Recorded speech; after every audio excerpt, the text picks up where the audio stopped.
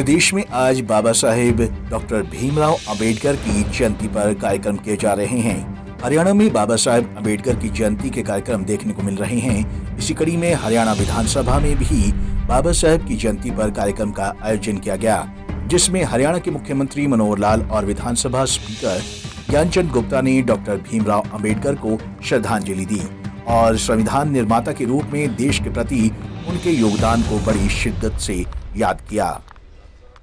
ये दिन एक प्रकार से हमारे देश के संविधान निर्माता डॉक्टर बाबा साहब अम्बेडकर उनके जन्मदिन के नाते, उनकी जयंती के नाते से हम पूरे देश को मनाते हैं।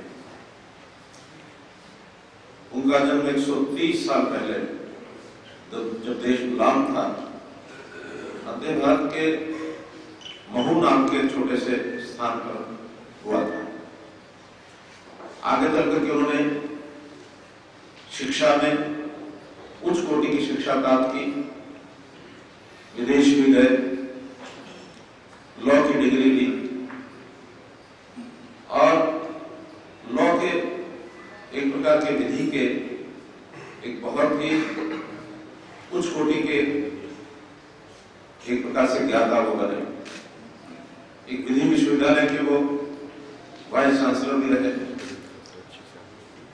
रामदास कॉलेज दिल्ली यूनिवर्सिटी के वो गवर्निंग बॉडी के अध्यक्ष रहे और ऐसा माना जाता है कि देश में सबसे ज्यादा कानून की, उस समय का जो कानून था, अंग्रेज सरकार का कानून था, उसका अध्ययन उन्होंने किया और बहुत सी चीजों का ऐसा उनको ध्यान में आया कि ये चीजें अपने देश की आजादी मिलने के बाद कैसे कैसे इसमें परिवर्तन करें।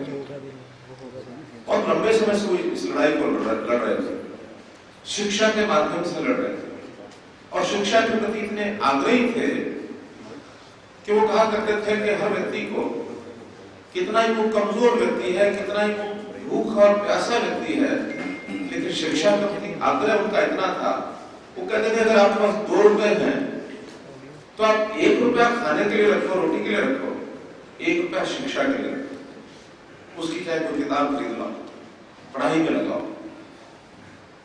पढ़ाई का अध्ययन करने का शौक इस बात से भी पता लगता है कि उनका एक घर में निजी पुस्तकालय था और उस निजी पुस्तकालय में कहते 50,000 पुस्तकों का संग्रह था और देश और दुनिया के निजी पुस्तकालयों में उस समय का वो सबसे बड़ा पुस्तकालय।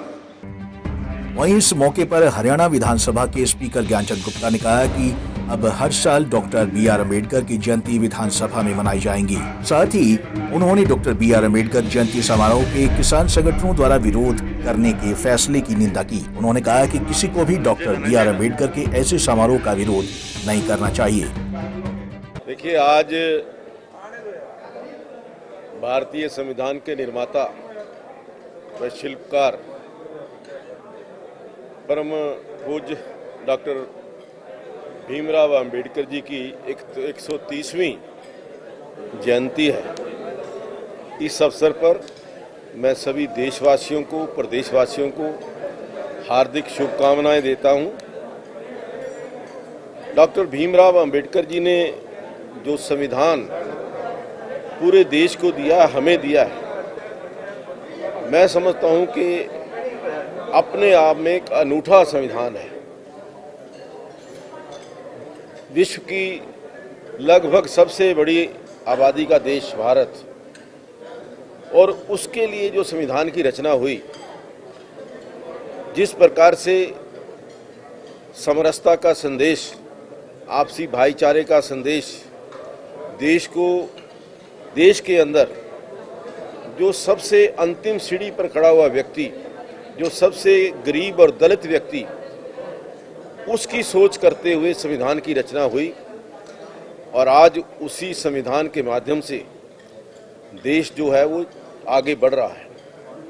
हमारे जितने भी देश के नायक हुए, प्रधानमंत्री हुए, उन्होंने इसी संविधान के माध्यम से लगभग पिछले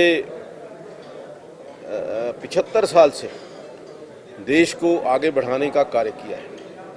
डॉक्टर भीमराव अंबेडकर जी ने जिस प्रकार से शिक्षा के लिए कि हमें शिक्षित होना बहुत आवश्यक है, उसके लिए चाहे हमें एक वक्त की रोटी भी छोड़नी पड़े, इस प्रकार का जो संदेश दिया वो देश के विकास के लिए, देश की उन्नति के लिए। और दूसरा बड़ा संदेश जो उन्होंने दिया आपसी भाईचारे का, समरसता का, हम सब एक समान हैं, कोई बड़ा नहीं कोई छोटा नहीं है।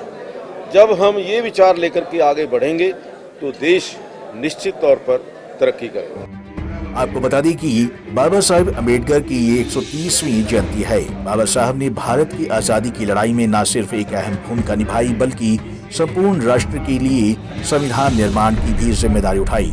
हर साल उनकी जयंती को धूमधाम से सेलिब्रेट किया जाता है। इस खास मौके पर लोगों को जागरूक भी किया जाता है। पंजाब केसरी टीवी के लिए चंडीगढ़ से देवेंद्र रोहल की रिपोर्ट।